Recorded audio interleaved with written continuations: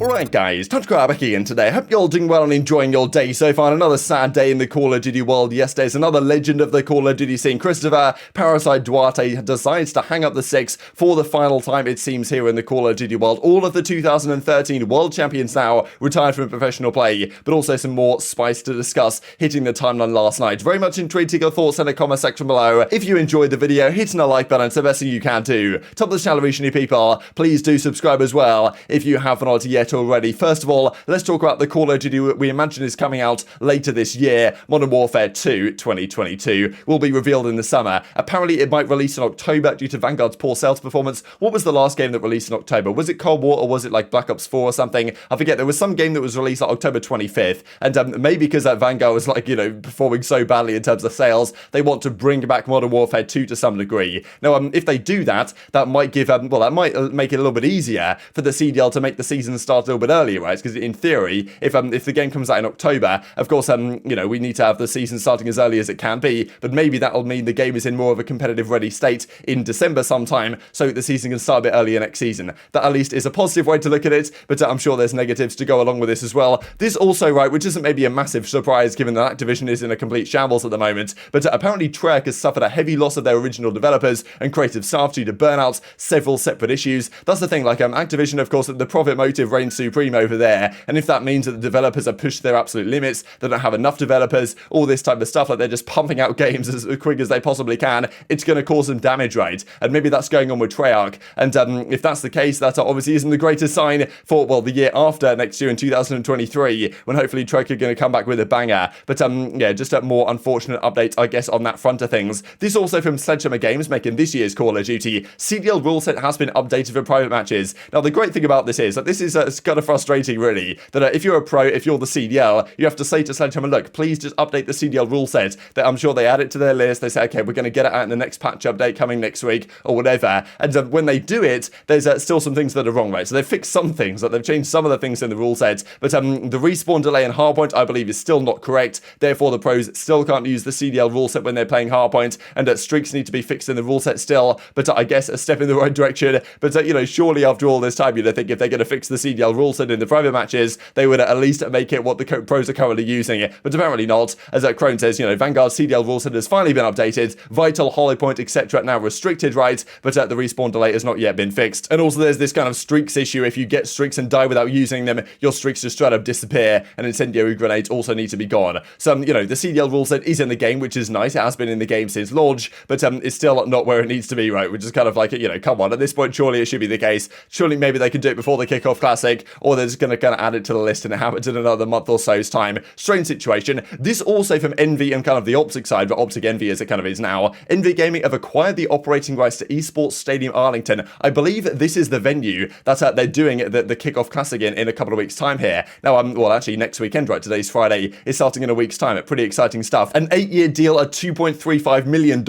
So they now have the rights to effectively run their tournaments at this venue. This is a great venue, I thought, last season, right, for Stage 4, Stage 5 Major. They did them both here. And it seems like maybe at OpTic Texas, more than likely, when they host their events, they're probably going to be at this venue once again. And honestly, great venue, I thought. I was really impressed, frankly, with how those events looked. And last season, and if you guys attended, generally had a pretty good time as well, especially at Stage 5. So I think exciting stuff. It may well be the home for, OpTic Texas going forwards in the events that they host themselves. As Hastro says, confirming that we have acquired the operating license to the Esports Stadium in Arlington. Just another very firm stepping stone on our journey. Very excited for the group to activate that venue in new ways. Call of Duty, I imagine, and beyond. Let's dive into this then from Parasite, because we talked about this a couple of days ago. The possibility of another legendary Call of Duty player retiring from professional play. And who can blame him, to be honest? He's had a fantastic career. He's done so much in the professional side, so much in the challenger side, really, the last few years. Really made the best of a very difficult situation. Obviously, some drama that goes where Parasite goes. But, he's really done his best. Like, a really passionate guy. And I can understand, really, the way the Call of Duty games have gone the last couple of years. And the kind of difficult time he had over at London at the start of last season. He got brought onto London, but pretty much as just like a replacement player because Zero couldn't get out there. And therefore, he didn't really have the reins to decide what he wanted to do with the lineup. He was just kind of like a plug-and-play option, which isn't really where Parasite needs to be. He needs to be in kind of a leadership role where he can kind of, call the shots on how the team is going to be structured and, how the team is going to play. And I think, honestly, like, if things hadn't gone the way they did, maybe you could still have a great career competing. But as he describes, I've lost all my passion to compete. I actually never thought I'd reach a point where it died, but when the game is constantly moving backwards, and despite all your accomplishments and performances yearly, yet your career isn't going anywhere, it's kind of expected. I'm sad, he says, which, you know, it is sad to see. It's difficult really with no expansion coming through, and just the way the games are right now. Like, I think if expansion came through this year, one team would definitely have gone on the route of saying, okay, Parasite, who do you want from challenges? Let's build a team around you. Just the way things have gone with the pandemic and all this stuff, it's meant that that's just not been the reality, right? And at some point, some of these guys have to say, look, maybe it's not worth me continuing to put all this time in, and if the passion isn't quite there anymore, then I'm not going to be as good as I was anyway, and therefore I might not get the chance that I want to get anyway. So a difficult situation, as Parasite goes on to explain. That being said, I am done. I don't know what I'll do next, but I can't keep pretending like I still want to compete. If the game was in a better state, maybe I wouldn't be saying this, but this is the here and now. Sorry to all my supporters who wish me to keep going, but I simply cannot force myself to any longer. Good luck to everyone who's still chasing the dream. I tried so hard to be a role model when it came to never giving up and fighting for something you believed in, but even I couldn't do it, and I'm sorry about that. I still stream other games, maybe even talk about the CDL and challenges. Thanks for supporting me all these years. I tried. I hope you could all see that. So absolutely fantastic stuff from Parasite, and yeah, definitely a sad day of his retirement here, most certainly. And as he goes on to say, lastly, I'm open to all opportunities gaming related, coaching, management, talent scouting, commentating and casting. Have a very analytical mind when it comes to gaming and esports. Would love to continue my legacy here. Email and bio. This, I'm sure Parasite will find a place somewhere. Some organizations will be looking at Parasite. I've always thought he could be a fantastic analyst or coach for a roster. I've thought maybe he could be a great supportive coach to someone who's more of like a man management type guy, because Parasite will be fantastic at telling you how to play the game and how to set up your team, but maybe alongside someone else who's really good at the man management and really empathetic with the players, that could be a great duo, to be honest. So I think Parasite will certainly find a spot somewhere. Excited to see what he gets up to next, but I always thought that the reason why he wasn't doing that type of stuff was because he really wanted to compete. Now that's no longer the case. I'm sure there's a bright future ahead of him. Really talented and hardworking guy. This also, as Doug says, with Parasite retiring, makes me feel so sad, right? My fellow brother's gone. No friends left in the industry. You'll be missed. I love you, bro. This is back in the good old days with, you know, Karma, Center, Apathy, and the Parasite trying to be what a team that was. Even as Crimsix says, you know, love you, man. Head up, mind right on. What's next for you? You're a legend. No one can tell you otherwise. Call me, reach out if you need anything, brother. So good to see. And this also right from the flank, right? 0 out of 4 still competing. This is, well, if you guys might remember, the 2013 Freako Impact World Championship winning roster of Parasite, Killer, Miracles, and Karma. Karma, of course, retired kind of recently. Parasite, of course, who was in the Pro League briefly last year, managed to get his shot back again. Didn't really work out on London. Is it, well, now also gone, right? So sad to see. And, you know, this also from Chrome, just some nice images of their World Championship victory. Back when Call of Duty was really starting to kick off back in April 2013. So, you know, nice to see the memories. But unfortunately, I guess time does progress. This also, you know, Parasite's the most legendary moments. You're sitting there watching, like, you know, I play, I win. Just, you know, it doesn't get any better than this, right? In that period on Epsilon Esports, where things went kind of crazy back in the Black Ops 2 days. Would have been funny if I was making these videos back then. That is for absolutely certain. This also a bit of drama hitting the timeline with regard to kind of Crimsix, and really like some of the CoD guys up against, for some reason, this GTA role-playing thing was going on last night. I don't really understand the entertainment behind it, but it was hitting live stream fails and all this because things were starting to kick off. So as someone to say, first of all, this man would never vote to GA smokes. There was a bit of talk about this, frankly, earlier today, that, you know, what's going on with the smoke GA, the fact that Clayster was saying that the snipers have to be gone because the smokes aren't in, but some people saying the smokes aren't GA'd, as well, Octane said. We looked at in yesterday's video, so kind of confusing what's going on here, especially if the New York guys aren't GAing the smokes, as is being described by this tweet. But Zuma tweets something out right here, and this Penta guy, who I think is like a Twitch streamer, he was doing some GTA, like a role play, whatever, I don't really understand it, but anyway, like he comes back like this, and Crimsix just decides, okay, you're gonna come at the CoD scene, you're gonna come at me as well, so he just replies to this absolute rant right here, frankly, in the reply, and I thought this is, you know, obviously Crimsix is just trolling, right? If nobody knows what Crim's up to, then you'd kind of think these guys completely lost his mind, but you know, he's just doing this for the entertainment, and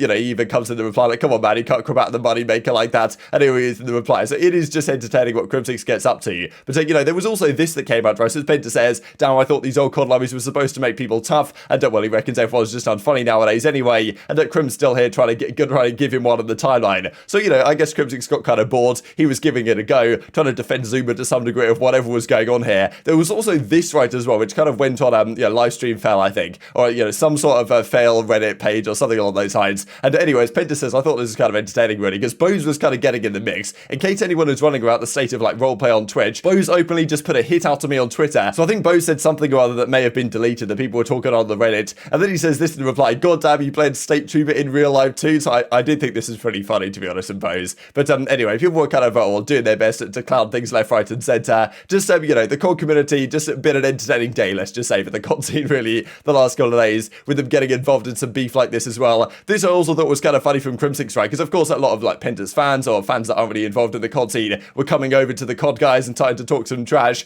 And, you know, it is kind of entertaining, and I agree this as well. When people start to say, you know, Call of Duty sucks, as Crim goes, you know, how come people from other games always hit us with the Call of Duty sucks, right? You know, you think we don't know that, right? Like, we know full well the game is not the greatest. Like, it's not exactly much of a race. I thought this is pretty funny, really. And just to finish off with this as well, from 4 years ago, back in 2018 at CWL New Orleans, when Arcitys clutched a crazy 1 versus 4 round 11 up against GGA Blue. I mean, Fastballer made like one of the worst plays I've ever seen there, pushing him, frankly. But like, he was the player that really costed this round. But still, the 1v2 was pretty nasty as well. Like, game 5, I think this might have been game 5 round 11. It's definitely, clearly it's around 11, right? It's 5-5 at this point. But yeah, Arcitys on this United squad clutches out pretty insane. I'm not sure how this guy dies. Not sure how this guy dies. Like, you know, pretty tragic, to be honest. But well, Arcitys, nice clutch at the end of the day. But very much intrigued to your thoughts on all this stuff in the comment section below. Hope you guys enjoyed the video. If you did enjoy it, hit the like button and tell us on YouTube, God, this is a good video. Other people like you should see it as well. And help grow the competitive Call of Duty community. Thank you much, as always. Take care. And I will see you next time. You're watching! You're sitting here watching! My bank account. Let's go! You're watching me play!